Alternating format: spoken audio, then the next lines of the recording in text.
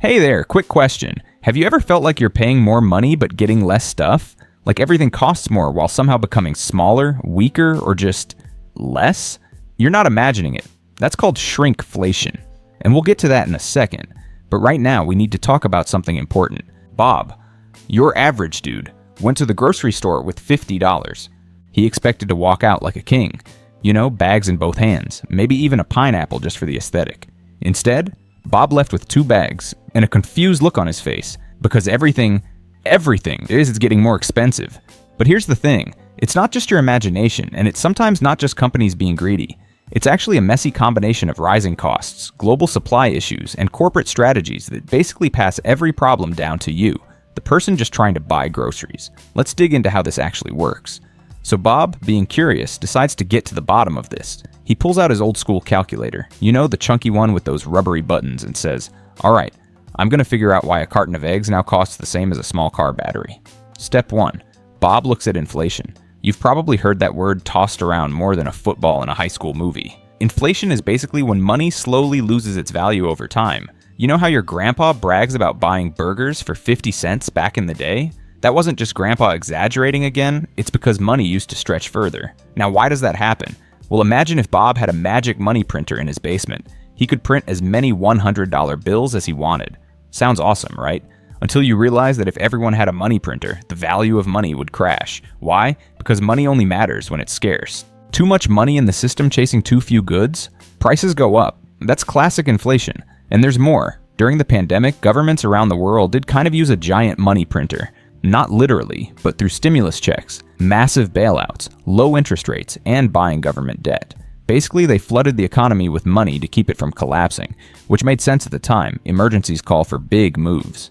But the side effect? Bob's $50 grocery budget got weaker, like chicken nuggets after a workout kind of weak. But hold up, it's not just the money printing. Imagine this. Bob decides to order a new toaster. It's supposed to arrive in 3 days. Instead, it takes 3 months. Why? Because it's stuck on a ship somewhere near the port of Los Angeles, behind 800 other containers filled with flamingo pool floats, yoga mats, and thousands of toasters. Yep, supply chain chaos. When COVID hit, factories shut down. Shipping got tangled. Ports got clogged. And even though people were stuck at home, they were still buying stuff. A lot of stuff. I definitely need 3 bread makers kind of stuff. So now we've got too much money and not enough stuff. That's like having a room full of people trying to buy the last slice of pizza. What happens? The price of that pizza goes up. Bob's toast situation got real serious, real fast. Now let's toss in another ingredient. Energy prices. Everything depends on energy. Growing food, transporting it, keeping your fridge cold, and even making your shampoo. So when oil and gas prices spike, say because of a war or reduced drilling or supply cuts from major oil producers, it's like a domino effect. Suddenly it costs more to move bananas from Ecuador to Texas. So your banana? Now it's luxury fruit. Bob sighs holding a $1.50 banana like it's a golden artifact. And housing? Don't get me started. Actually, let's get started. Bob wants to move into a new apartment. He checks online, sees the rent, blinks twice, refreshes the page. It's still the same number, because guess what? Housing prices didn't just climb, they launched, partly because of low interest rates.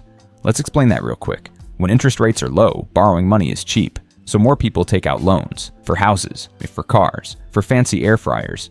More people buying houses equals more demand. Not enough houses being built equals not enough supply.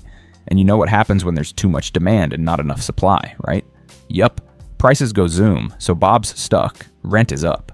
Groceries are up. Gas is up. He's half joking that the air feels more expensive. But here's a surprising twist. Some things aren't actually more expensive. They just seem like they are. Remember shrinkflation? That sneaky trick where companies keep prices the same but shrink the product. Like your cereal box looks normal until you realize it's 20% lighter and has more air than cereal. Or the chocolate bar that now has an awkward dent where a square used to be. Bob's been bamboozled. But here's why they do it. Companies know that raising prices outright makes people mad. So instead, they give you less for the same price and hope you don't notice. Spoiler, Bob noticed, and he is not pleased. So now he's staring at his receipt like it's a mystery novel. How did I spend $72 and only get yogurt, pasta, and sadness? And here's another twist in this economic mystery. Expectations.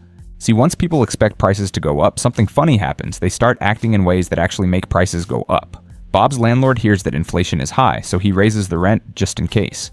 The store hears that suppliers might raise prices, so they raise their prices first. Workers ask for higher wages because, hey, everything's expensive now, which makes businesses raise prices again to cover those higher wages. It's like a feedback loop.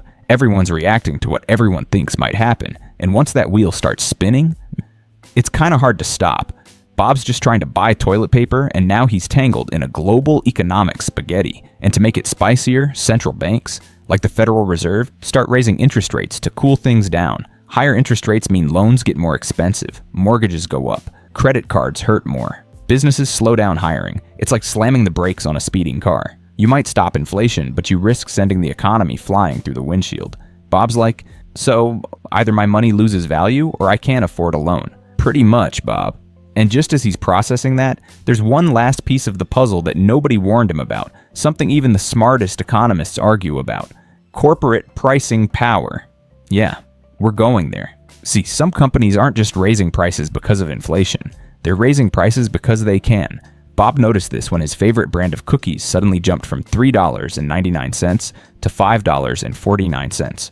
Same packaging, same number of cookies. No chip upgrade. He's suspicious. Rightfully so. Because what happens when everyone expects prices to go up?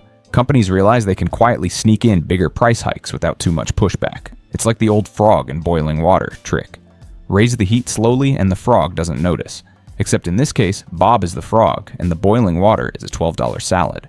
Now, to be fair, some businesses are facing real cost increases. Shipping's more expensive, wages are higher, raw materials cost more. But not all of them. Some are seeing record profits and still nudging prices higher just because, well, everyone else is doing it, and people are already bracing for the pain. It's kind of like when your friend starts charging you $10 for gas money, even though they only drove around the corner. So Bob starts wondering, who's actually in charge here? And the answer is, kinda everyone and kinda no one. Consumers, businesses, governments, central banks. We're all part of this giant economic dance, stepping on each other's toes, trying not to trip.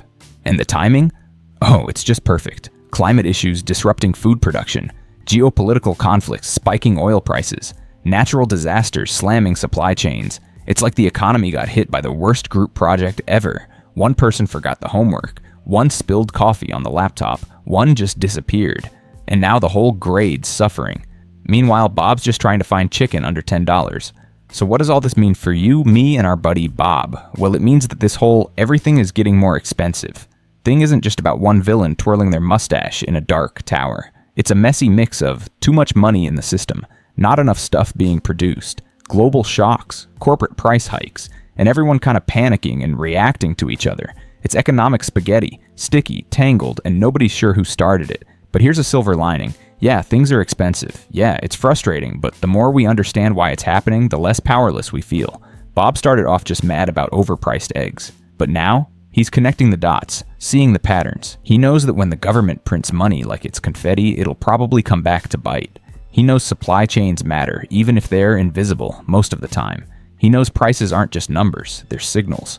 And most importantly, he knows that he's not alone in feeling overwhelmed. And look, the economy will adjust eventually. Interest rates might cool inflation. Supply chains will untangle.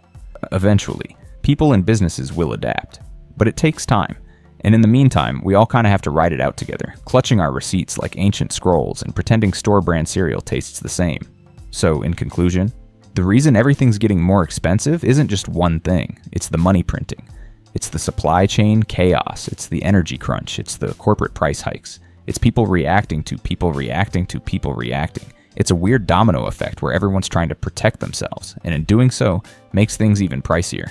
But when you understand how the system works, you can start making smarter choices. You see through the shrinkflation. You question the price tags. You prepare for interest rate hikes. You stop blaming the cashier for the $7 loaf of bread and start realizing, hey, it's a lot more complicated than just greed or the economy is bad. And if Bob can get it, trust me, so can you. If you want me to make other videos explaining these topics, please like and subscribe. Thanks for watching.